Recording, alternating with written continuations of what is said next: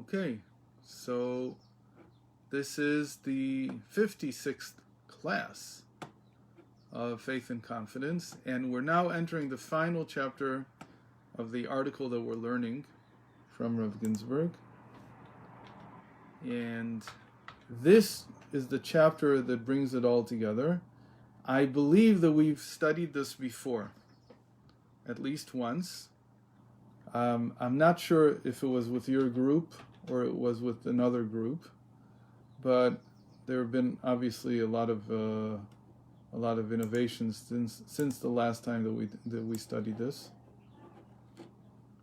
So let me share the screen, and if you're watching this after the Zoom, then what you should do is download the file on the Patreon page.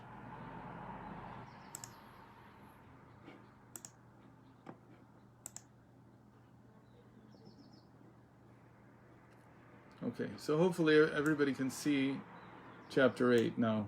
Yeah? Okay, hopefully it's big enough and you can see it.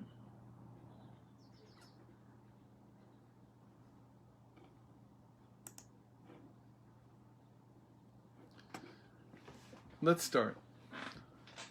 The Torah describes Noach in the following way. Noach was a righteous, earnest man in his time. Noah walked with God. What does it mean that he walked with God? So the operative word here is with. And in Hebrew, it's a word that really doesn't mean with, but that's how it's translated. It's the only way to really get it. But it's Et ha'elokim italech Noach. That Noach walked with God is the closest we can come. And really what it's trying to say is that the manner of walking described in this verse as with means that Noah followed God step for step. What does it mean that a person follows God? It means that he takes his cues from how God reveals himself to him from reality, from his circumstances, from what is around him.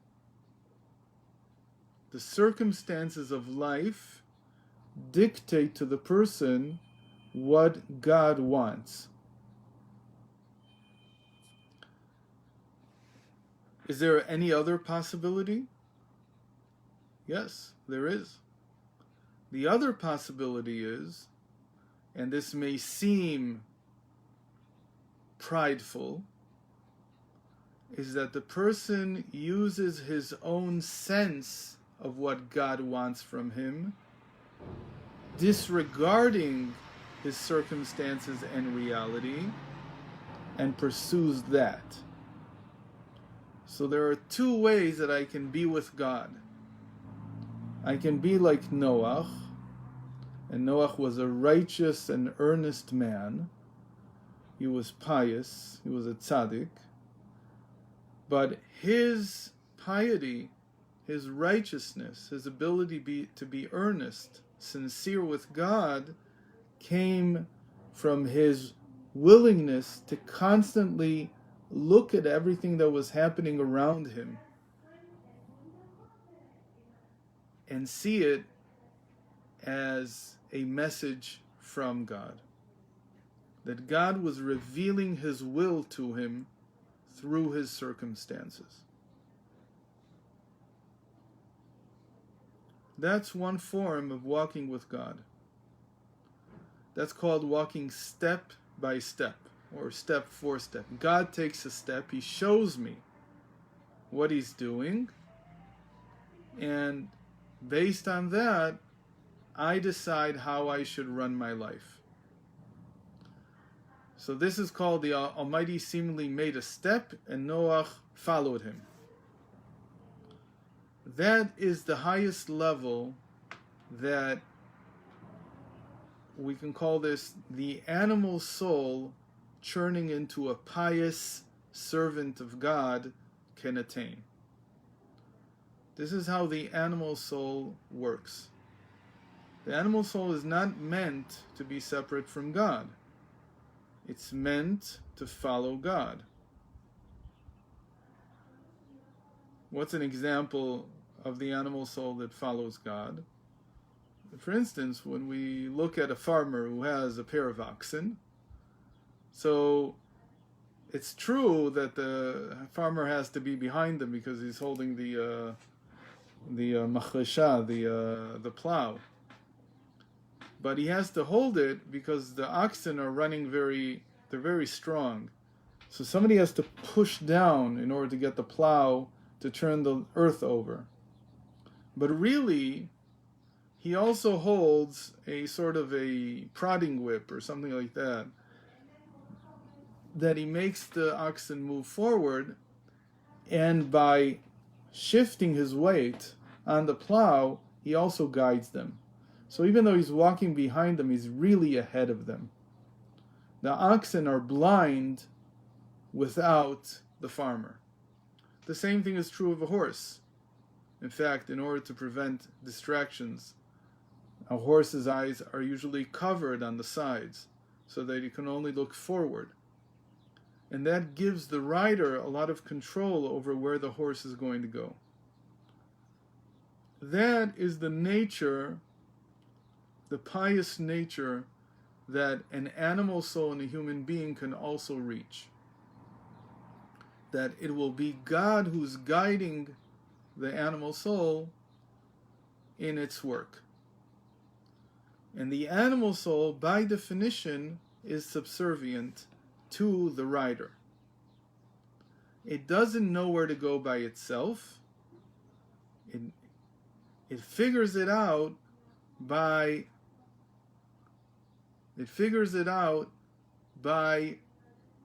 trying to understand what the human wants from it. That is the same type of relationship that Noah had with God. It means that it's piety and it's a very high level of human life, but it's all based on our feeling that we need to be guided. In other words, that there is no direct, call it revelation of God's will through ourselves. Our innermost self is not a reflection of godliness. That's how the animal soul perceives its reality. And again, this is considered to be accepting the yoke of heaven. This is not to be scorned at and said, oh, this is like being an animal. This is what King David says in Psalms. Bahamot aiti imach. I am like a brute, like an animal with you. V'ani tamid imach. And I am always with you. And the way this is described by the sages is like a servant with the king. That a servant can be with the king at every moment because the king needs him even when he goes into his washroom. He needs him all the time. So that means being with God all the time. That was the state that Noah had attained. And again, the feeling is one of I'm following in the footsteps of my master. And that's what Noah did. The other option is the option that began from Abraham. And by Abraham we find something new. And I'm continuing to read. At the beginning of the Parsha of circumcision, just before Abraham is circumcised, God commands Abraham, walk before me and be earnest. Hitalech lefanai veheye tamim.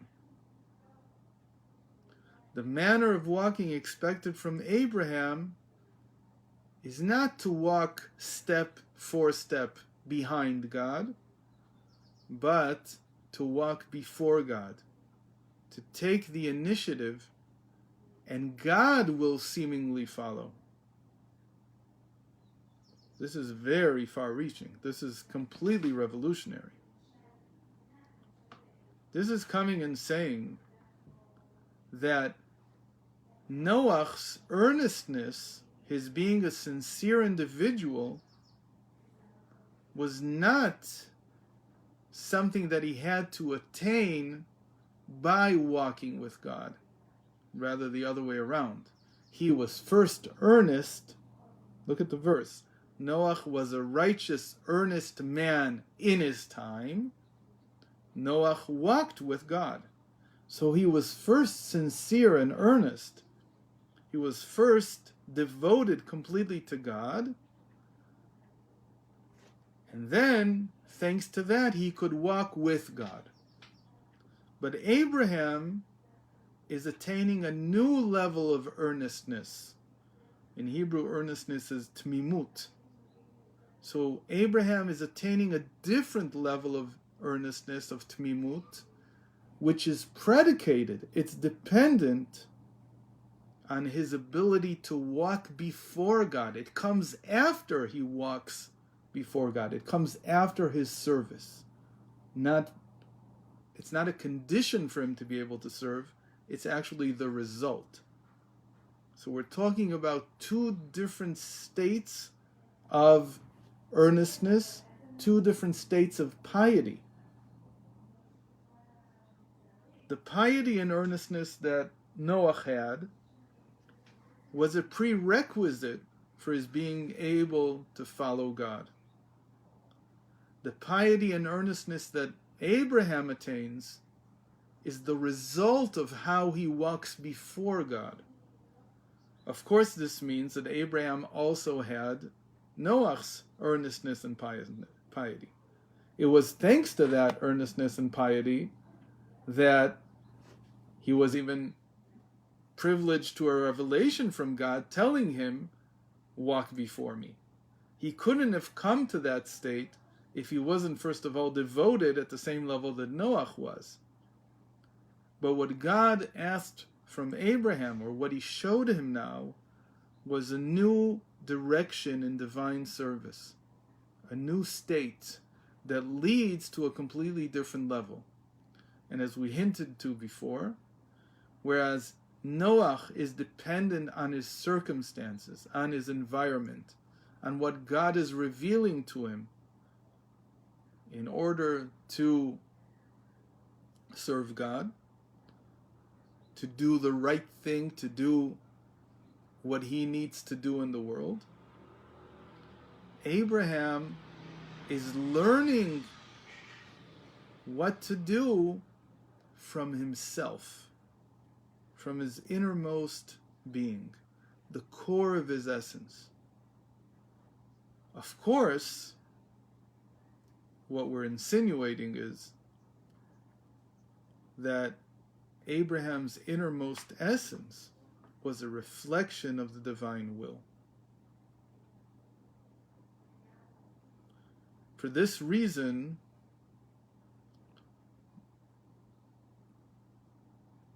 the second type of earnestness is considered to be a higher form of earnestness related to will.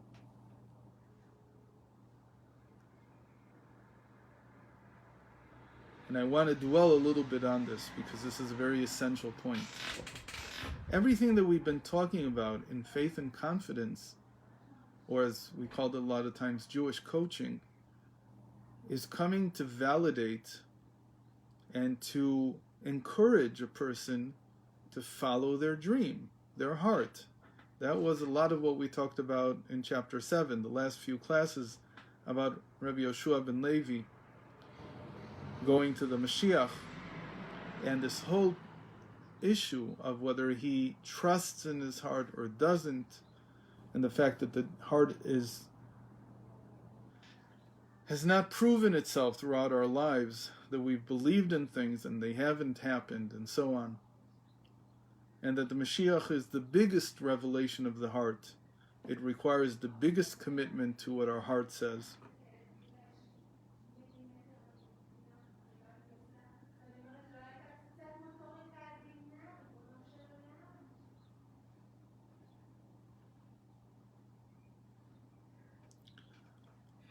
In Chabad Hasidus, this whole thing becomes a whole issue called the 3 types of earnestness. And let me state where they are. The Midler Rebbe discusses this in his book called Sha'arei Yichud. In his book called Sha'arei Tshuva. And it's a long mimer there that he describes in great detail. And he identifies the 3 levels of earnestness, not just 2, but 3, and we'll see in a moment why, as being the earnestness of the will, earnestness of the heart, and earnestness of action, which he identifies with the feet.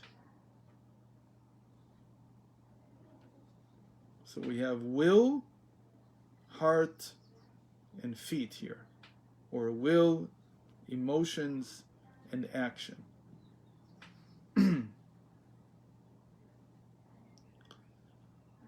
He says there is something that's truly astounding. He says that first of all, God found Abraham to be of earnest heart. We said that that was the first level of earnestness that Abraham shared with Noah. Abraham's first level of earnestness is like Noah's first level of earnestness. Well, like Noah's final level of earnestness. He never advanced beyond that. What does it mean to be earnest of heart? Tamim balev. A person, tamim in Hebrew today is translated as naive, actually. But tmimut really means earnest, meaning sincere. What does it mean to have a sincere heart? One of the simplest things that a sincere heart means is that I'm not duplicitous. What you see is what you get. My heart, my inner constitution is identical to what I tell you on the outside. When a person is duplicitous, when they're basically the opposite of earnest, they say one thing, but they mean in their heart something else. That's what duplicity means.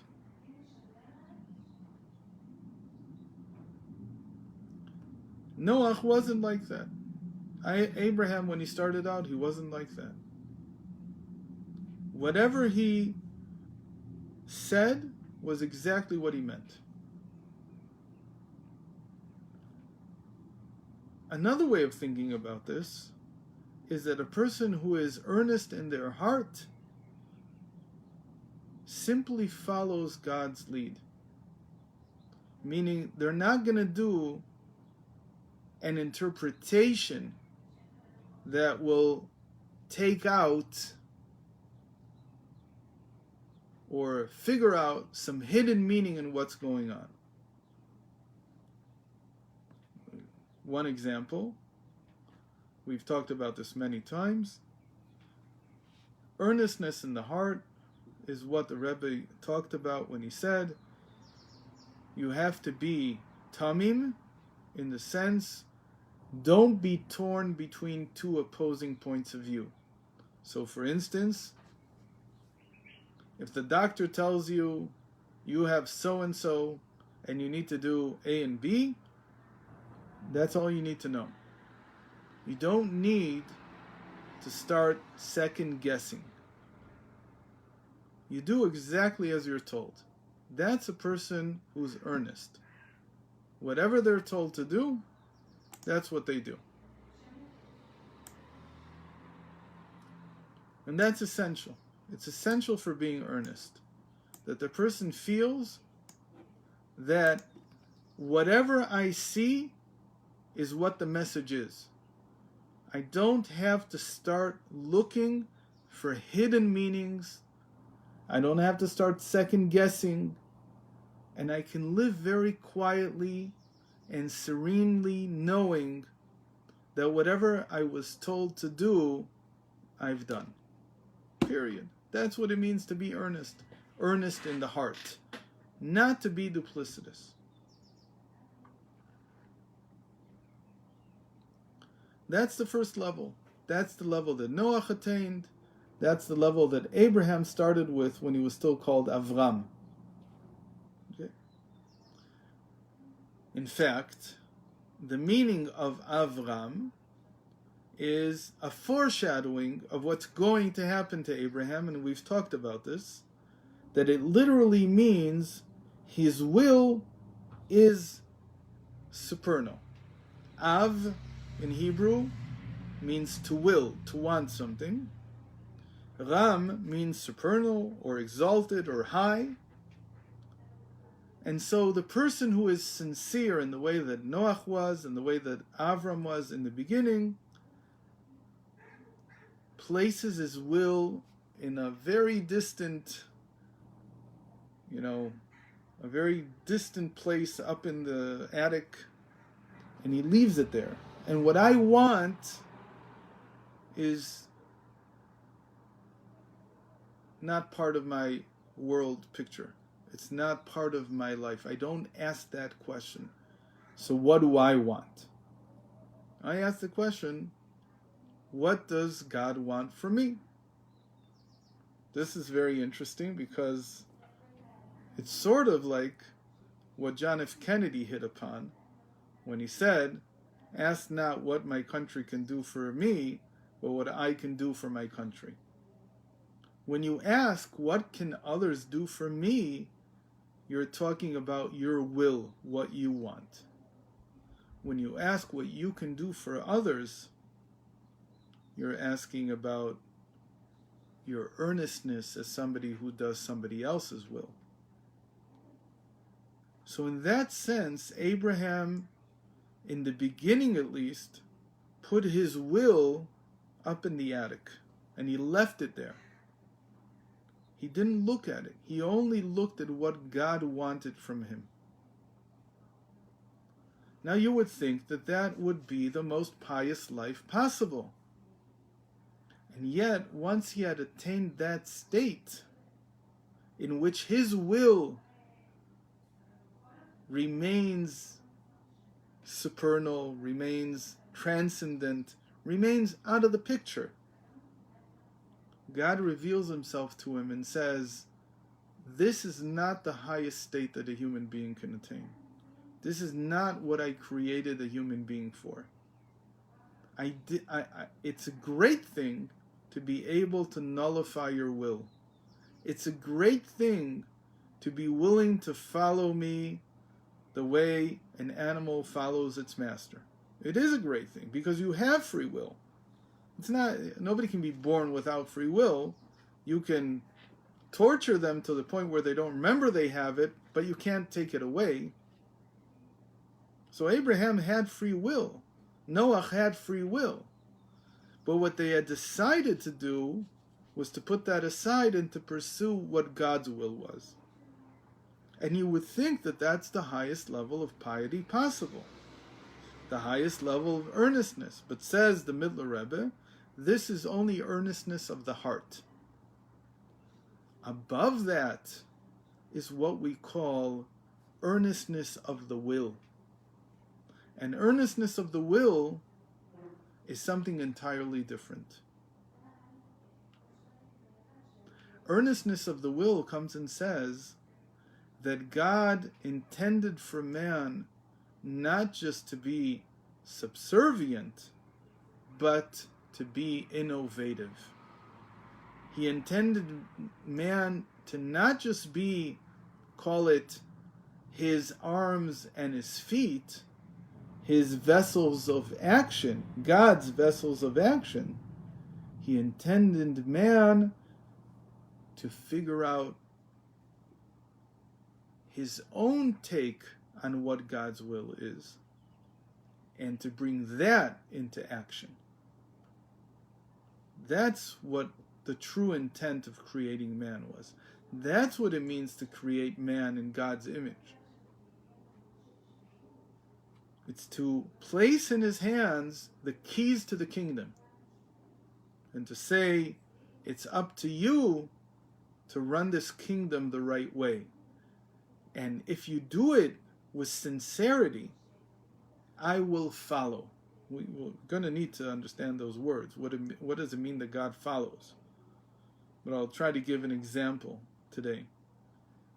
In honor of Gimel Tammuz, the Rebbe's Yortzeit, there has to be something that we can take from this great day into our teaching, into our learning today. So we'll try to do that a little bit later. But right now, I want to focus on this. That when God created man, he didn't need just a vessel of action. This needs to be explained by itself. What do I mean by that man is God's vessel of action? It means that God is not material. He's not material, but he's not material. And so if you want to have a reality that includes material objects, and according to most philosophers, the most important thing about the material world is its separation, that objects are separated from one another. Whereas in the spiritual world, there is no such separation.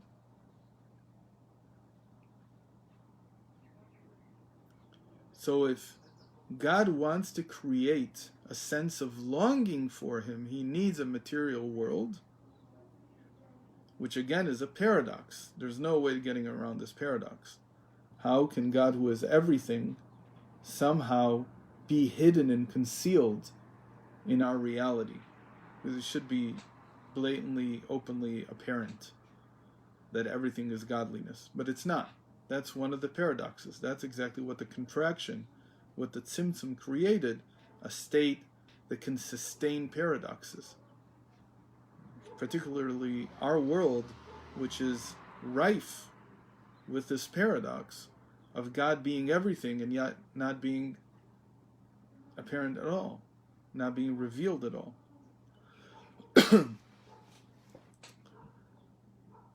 In this world, man becomes, in this material world, man becomes the part of God that acts. Acts to do what?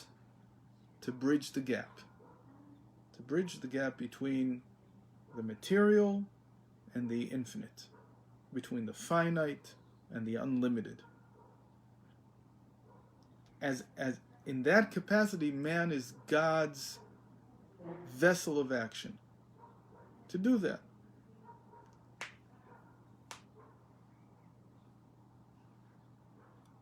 The simplest way to try to connect or to draw a line or to figure out some way to nullify the the gap between the finite and the infinite is to become subservient, to come and say everything that's in the finite is now dedicated to God's will.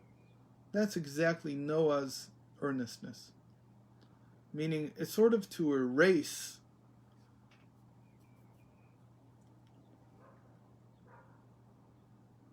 the separation between the two. So I can erase the separation by, well, let me draw it just so that we get a certain idea about what we're talking about. Just a moment. Hold on. Let me see how I can do this. Because my screen share is exactly behind something that I can't see it right now. Kind of annoying. Just a moment. Okay, here we go.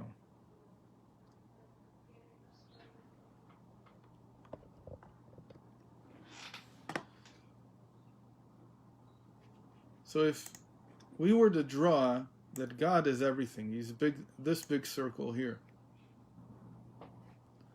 And that our world, the world of finiteness, is a little circle here. Obviously, this is only symbolic and abstract. One way of getting rid of the separation between these two would be to just erase the circle. Well, it didn't do what I wanted it to do. What I wanted it to do, really, let me try to do that. I wanted to say, well, if this was not what I wanted either, just a second. If this was the circle to begin with, man, why don't we just, well, erases everything. If this was the circle, man, why not just erase a little piece of it? This gap here. That's the type of earnestness that Noach and Abraham came to. The moment you erase some of this, call it border between man and God, well, the man becomes part of God. That's like the horse becoming part of the rider. The horse doesn't know where to go, man doesn't know where to go, everything is dictated by the greater picture of the greater circle. And man finds himself no longer separated. But what's the cost? The cost is, of course, this piece here that you had to get rid of. This piece that you had to erase. You could say that this was the will, this piece that was erased.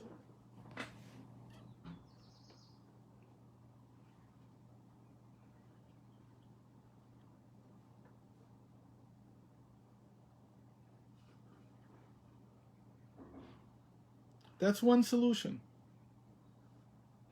But there's another possible solution.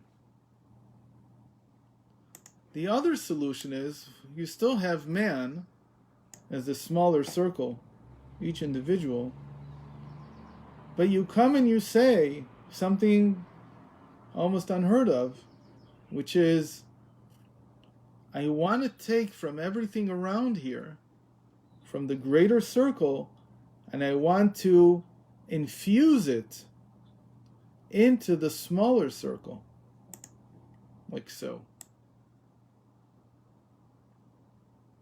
And you probably remember this symbolic picture that the Arizal gave as an example of what the line of life that comes down into us represents as the infinite entering into ourselves. On the face of it, this is almost ridiculous, this picture here of a circle with a downward trending line, because the line seems to be even thinner than the whole infinity around it. But the thing about infinity is that it's paradoxical. You might think that you need an infinite amount of space to hold infinity, but the truth is that if you figured out how to put infinity in a finite amount of space, it no longer matters whether you put it into a circle, an area, a three-dimensional area, four-dimensional, or even just one-dimensional like this line. There's really no difference. That's what's different about infinity, where it doesn't figure into our logical, rational way of thinking. If you can somehow capture infinity, you can capture it whether it's within a line, a point, an area, a solid, whatever you need. It doesn't matter anymore. Says the Arizal, really, for various reasons, the infinity, the infinite nature of God is captured in what he describes as a ray of infinite light. as this descending energy coming into our lives that is filling us with godly presence. And it can be done just with a line. So these are the two options. You can either get rid of part of your self and merge into the infinity by removing whatever is easiest to remove. In this case, it would be like the will, which was Abraham's state before he was circumcised. And the other option is that you remain with everything, but you infuse the infinite into you. And that's the second state of earnestness, called earnestness of will. What the Midler Rebbe seems to be saying is that both of these will lead to an earnestness of action.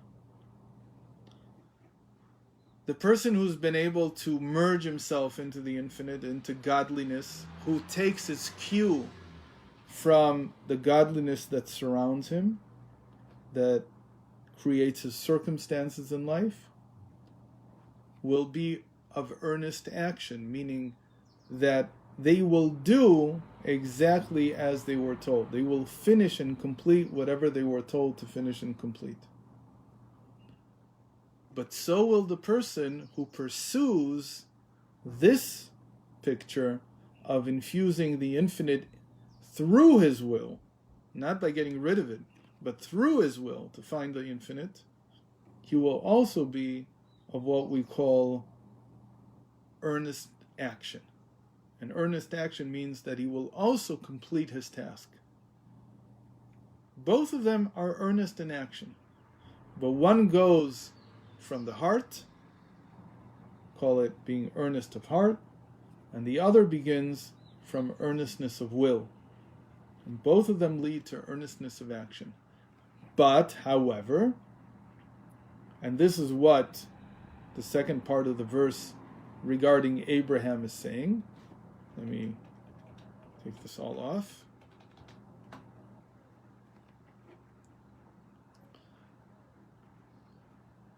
Walk before me and be earnest means follow the earnestness of will, and you will ultimately be earnest. Earnest in what? Earnest in action. That's how this verse needs to be read. Walk before me means you're already walking. So how can you be earnest? Again, we said that he calls it earnestness of action as earnestness in the feet. So if you're already walking before me, how can you become earnest in your feet? It's almost like a contradiction, because earnestness means you're sincere with God. But if you're walking before me, how can you be sincere with me? Because you're before me. The answer, walk before me really means be of earnest will. Figure out what I want from looking at what you want. And then you'll come to be earnest in action. You will come to do those actions that I deem to be the right actions, says God. This is the earnestness of action that follows the earnestness of will. The person who, like Noah, was earnest in his heart had something else entirely going on. What happened? We see that he walked with God after his earnestness. Meaning, here it's easier to understand, that Noah was a righteous, earnest man. He was righteous in his heart. He was earnest in his heart. And therefore he walked with God, meaning he was of earnest action because of his earnestness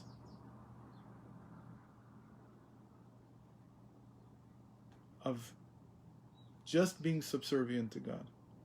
And so he was able to do the right things. But Abraham comes to the earnestness of action, through his earnestness of will, based on his following what his will dictates to him is what God really wants. And again, this is the picture of the ray of infinite light entering into the person.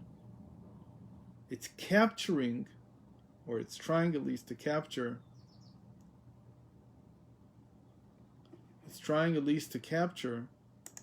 the notion,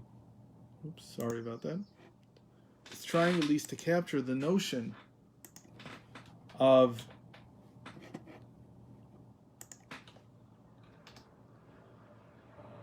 bringing the infinite into the finite, which is different than taking away part of myself in order to merge with the infinite, which is what Noah's strategy, if you want, was. It's not exactly a strategy, it's a bad word, but it means that it's a different path, it's a different way of divine service. Now, it's not by mistake that we have here Noah, who was the most righteous of all non-Jews, and Abraham, who was the first Jew. Because really this is explaining the difference between Judaism and everything else in the world. This is vindicating to some extent the attempts made by all kinds of people to serve God, all kinds of non-Jews. They are really trying to mimic Noah. They're trying to figure out, what is it that God wants from me? But from Abraham and on, and this sounds very prideful in the beginning, Judaism is like saying, what God wants from me is what I want for myself. God has invested himself, literally, or figuratively, depending on how you want to look at it. He's invested in the sense of he's enclosed himself in the garment of my soul. And my soul, with its will and what it wants, is now a garment for the infinite. And so I'm following my inner sense, my inner essence. That's how Judaism is different from any other type of religion, which again, the other religions might be right or wrong in the sense that they pick up on what God wants or not, but they're all not playing in the same field as Torah, which is God's greatest revelation to mankind, saying, in the end, I want to invest myself within you. I want the finite to appear I want the infinite to appear within the finite. I want my infinite nature to come out, says God, through your limited nature. Whereas other religions, what they demand is that man ignore his inner nature. A true servant of God who is not a Jew is a person who completely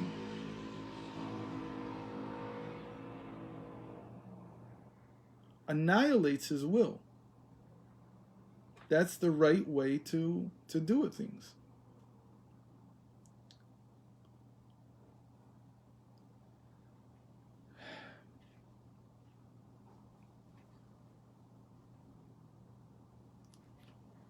I'll say a little thing that is, to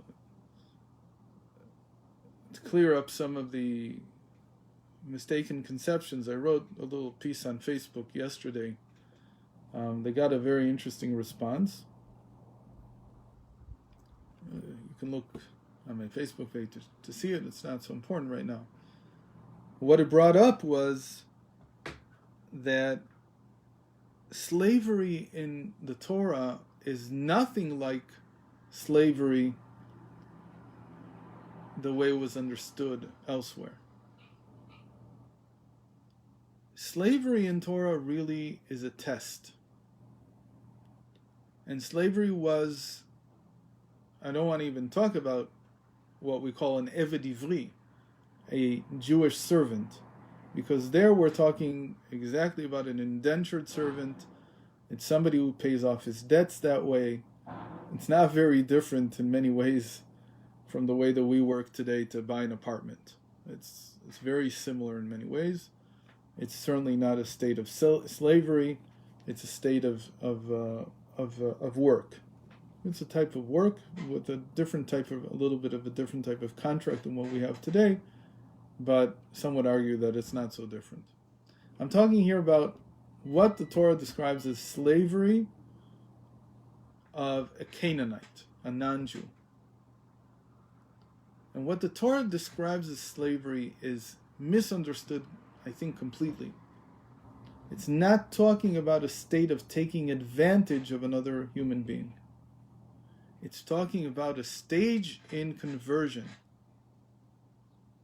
And it's saying that there are two types of converts. There are those who can come into Judaism, who can come into Torah, who can come into a covenant with God, saying to themselves, I want my will, but I want my will to be connected to God. I want the infinite to appear in me. That's a high state. That's a convert. A slave, a non-Jewish slave, is really a person who says, sometimes it happened to them out of their own choice. Sometimes it didn't happen out of their own choice. It didn't matter, but in the end, you can't keep a non-Jewish slave if they are not willing to do a few things out of their own choice. One of them being to go to the mikveh. You can't be a non-Jewish slave if you're not willing to go to the mikveh and say the following, that if I am released, I will become a Jew. You can't be. It's a privilege in a certain sense. I hate to use that word, but it's a step towards becoming Jewish. And if you're not willing to do that and be circumcised, by the way, these can't be done against the person's will. He has to agree to them. But this person says, I can't completely convert. I have to see, first of all, that I can submit my will, I can annihilate my will before God. That's what the Torah's slavery is really about. It's a test of a person's ability, or you could call it a step, that some people need to make in order to decide whether they can really follow Torah. Because Torah cannot be followed. You can't do God's commandments if you're not doing them out of free will. You can't coerce them. So there are some non-Jews who came and said, look, I can't jump to that level yet. I can't go to Abraham's level right away. I can't infuse the infinite into the finite to take God's will and to bring it into my will in just one step. I need 2 steps. The first step is I want to see what these commandments are. You want to see what they are. You can only do this if you want to live in a Jewish household. You want to see what this is like. You should do this in a state of complete sincerity, complete serenity, nothing to worry about, no anxieties, no worries at all. Just do what you're told. You don't have to agree, you don't have to not agree. You get to see what it is. If after a certain amount of time you feel that you can take this on because of your own free will, all you need to do is literally nothing. You can make a blessing. You can make a blessing and you became a Jew. It can be even less than that. Your owner, as it's called, the master, the Jew who's introducing you into Yiddishkeit in this fashion, can just say, count him as part of the minyan. And that's it. At that moment that you performed that mitzvah, you became a Jew, bona fide, completely, 100%. You don't have to go to the mikveh, and you don't even have to be circumcised because you already are.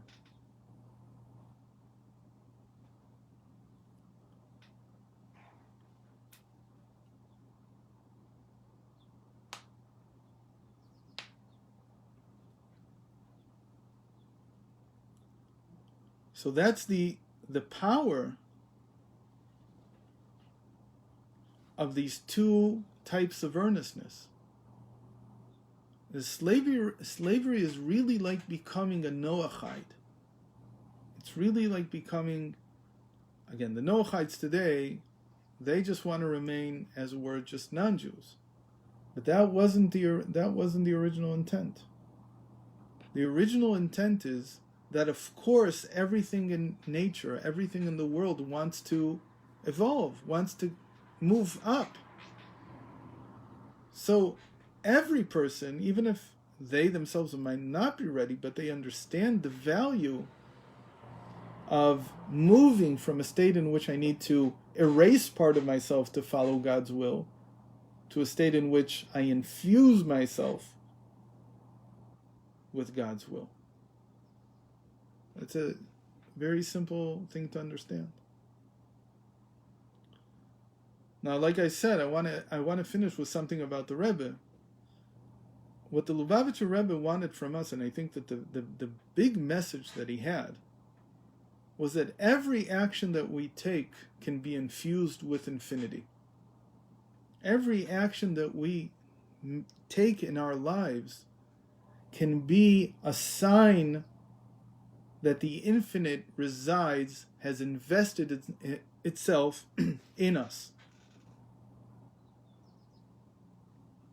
That's what Mashiach means. Mashiach is a state. Mashiach brings the world to a state in which people understand that I'm not just eating, I'm not just cleaning the house, I'm not just doing any of these things. I am an inspiration for others to see how God can be invested in a person, how my actions can be godly and divine. To say it another way, when the temple was, especially the first temple, was standing in Jerusalem, many people came to watch the high priest do the Yom Kippur service. There was no prayers then. They had not been written yet. So what did people do? They just stand and watched. What's so great about standing and watching? Well, there's a lot of people that miss standing and watching, 11 guys in shorts running around a field throwing a ball around. Standing and watching is a great spectator sport. But what are you watching?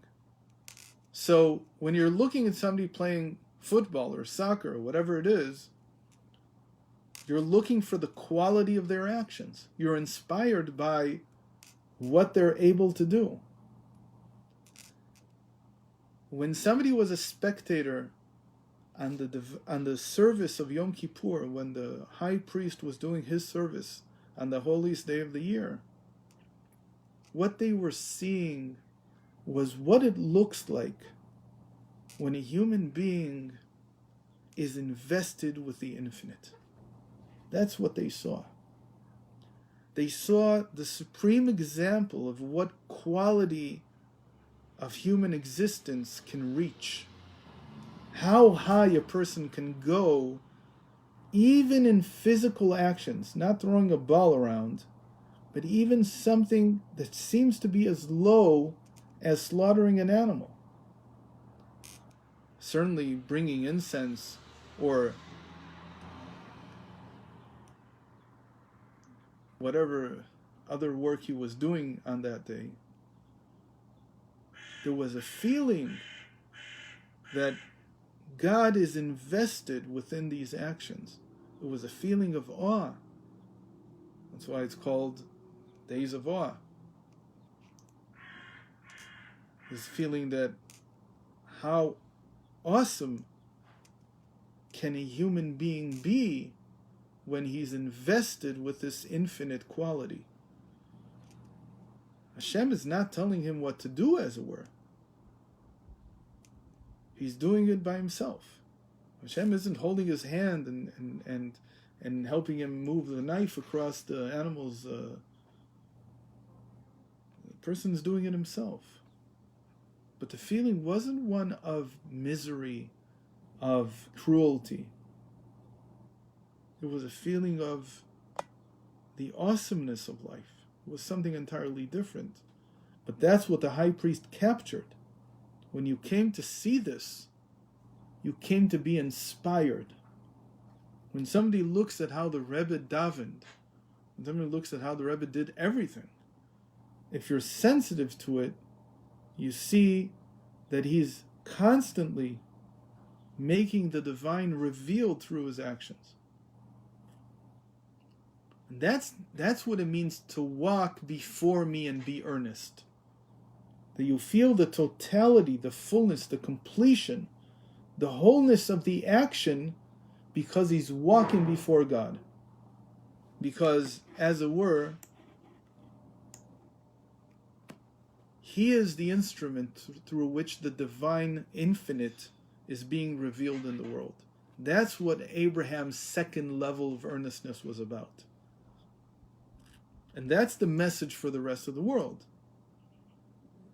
Don't look at me as I have some kind of revelation. Maybe I do, maybe I don't. Look at how I do something. Look at how I learn. Look at how I pray. But more importantly, look at how I'm with my children. Look at how I'm with my wife. Look at how I'm with my neighbor. Look at my relationships. What do you feel? Do you feel that something special is going on? Or do you feel that, another person? By Abraham, it became known that the infinite could appear in a human being. And that's the real message that I think that the Rebbe left us with. And that's why he sent shluchim out, because shluchim are examples. They're all meant to be examples of what does it look like when a human being's life is infused with godliness. And so it's the most precious thing when a shaliach somewhere takes care of everybody, not just of Jews.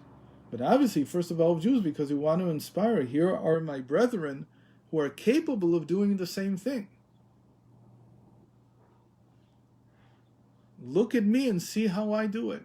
And ask yourselves, are you inspired to do something different than what you've been doing until now? Are you inspired to believe that a human being, as finite as we are, can be an embodiment of the infinite?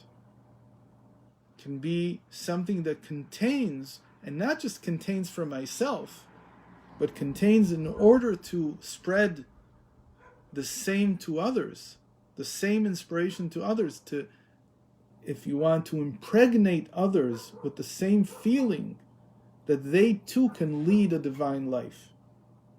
That's the real message of walk before me and be earnest. So we'll end here this time, and God willing, we'll continue next week.